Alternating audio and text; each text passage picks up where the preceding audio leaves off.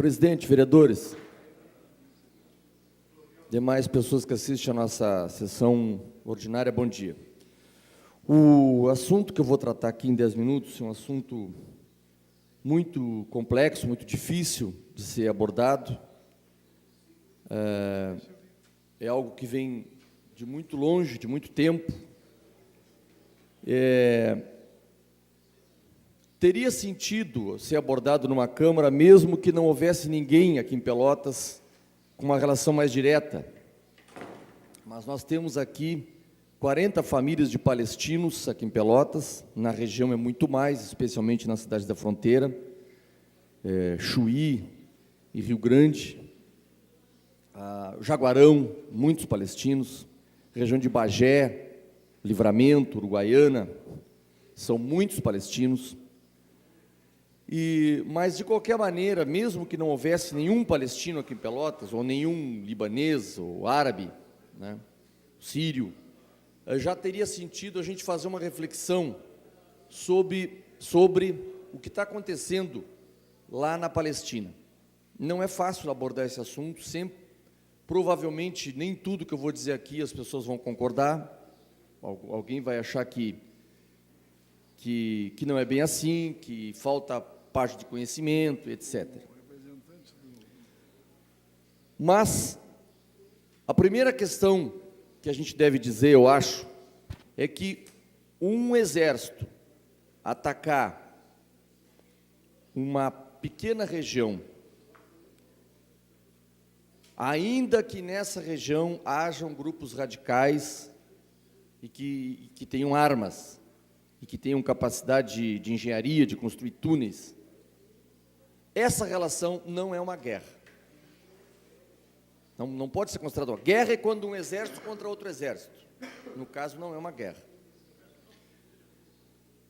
Para ilustrar o que eu estou dizendo, o número de mortos, o número de efetivos, dá para a gente perceber, né, que não se trata de uma guerra. Do lado palestino, morrem milhares de pessoas. Do outro lado, não chega a uma centena de pessoas. De um lado, morrem crianças. Ontem, a atualização de noite estava em 416 crianças já dadas como mortas. Mais de 1.300 crianças feridas em hospitais, sendo atendidas, fora as outras. Mulheres, 75% dos mortos são declaradamente pessoas que não estavam lutando, estavam em suas casas, muita gente. Eu cheguei a assistir um programa de TV feito por brasileiros, agora na Bandeirantes. Muita gente está morando em praças, morando em garagens, famílias inteiras, teve a sua casa destruída. Então, não se trata de uma guerra, onde dois exércitos se confrontam, não.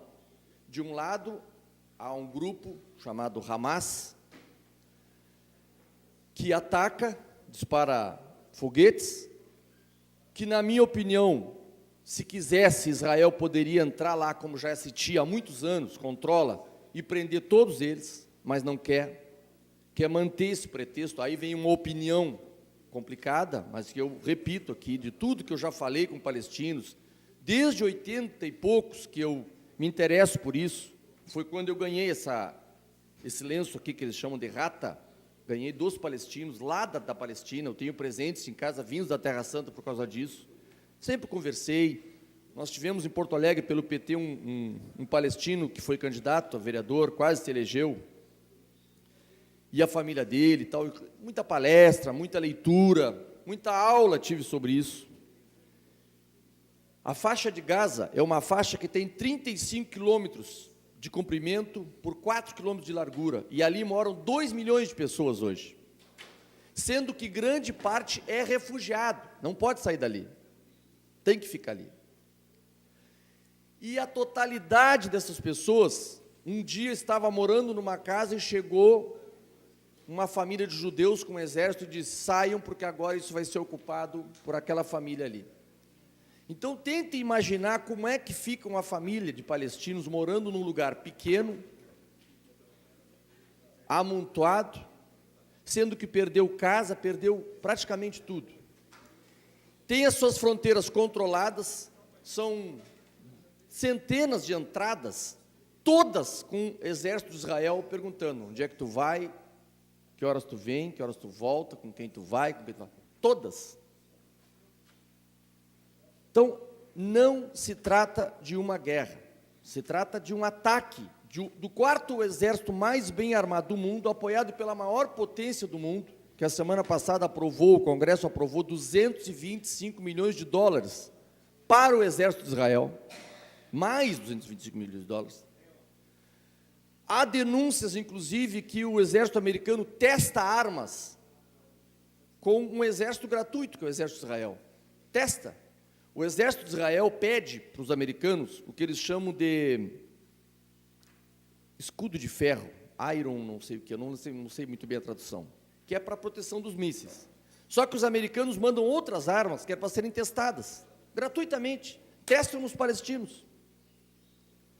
A relação de ódio criada ali, e na minha opinião, e aí vem a palavra mais complicada para se dizer aqui, que existe uma intenção de um extermínio de um povo.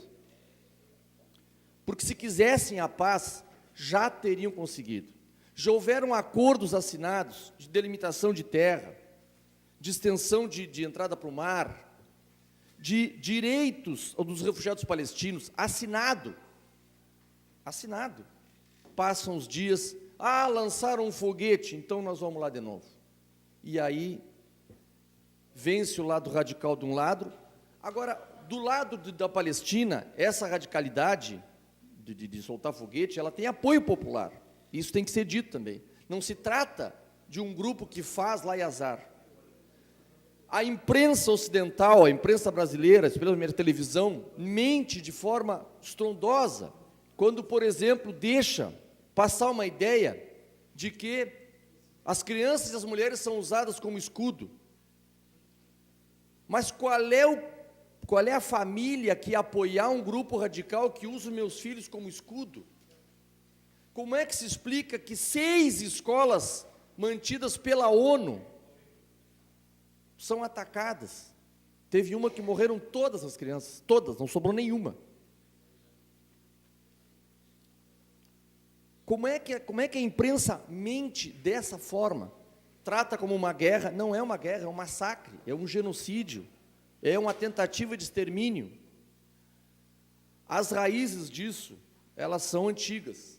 Mas em 1948, a ONU, uma área que era ocupada pela Inglaterra, foi devolvida para a ONU. É aquela área ali.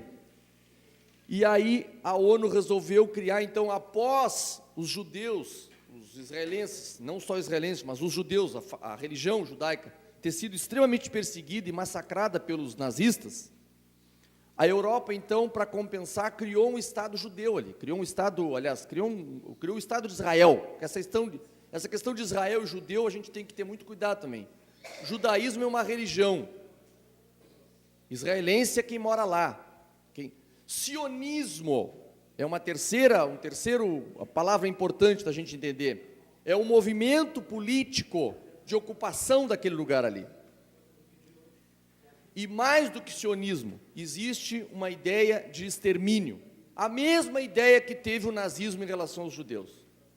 Só que o que os alemães sofreram desde a Primeira Guerra Mundial, e que depois virou o Hitler e o nazismo, porque o ódio é uma coisa que que passa de geração para geração, não vamos nos surpreender se, de alguns anos, não virá o ódio dos palestinos contra o que estão fazendo com eles, contra quem está fazendo isso com eles. Essas crianças que estão nascendo lá e vendo a família inteira, quando surgir alguém capaz de unificar isso aí, como surgiu Hitler na Alemanha, o Hitler não unificou aquele nazismo todo por conta do seu carisma apenas, é porque havia um ódio ali, que era fácil declarar guerra e extermínio de judeus, de negros, de homossexuais, de outras coisas mais.